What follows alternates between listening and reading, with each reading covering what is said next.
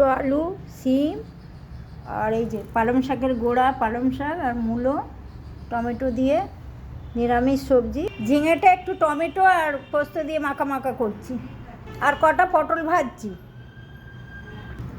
মূলোটাও কেটে নিয়েছি, পালং শাকের গোড়াটা ছাড়িয়ে নিলাম। তেল গরম হয়ে গেছে, কালো জিরে দিয়েছি, কাঁচা লঙ্কা আর একটা টমেটো কুচি কুচি করে দিলাম, ঝিঙেটাও দিয়ে দিয়েছি। একটু নেড়ে চেড়ে ঢাকা দিয়ে দেবো।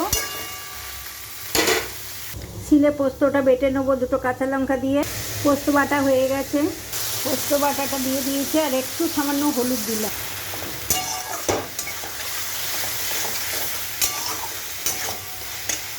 পোস্ত বাটা জলটাও দিয়ে দিয়েছি, উপর দিয়ে একটু কাঁচা সরষের তেল দিয়ে দিলাম।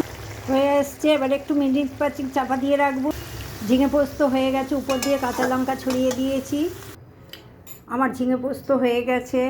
যদি ভালো লাগে একটা সাবস্ক্রাইব করে দেবেন, আর বন্ধু ভেবে লাইক শেয়ার কমেন্ট করে দেবেন।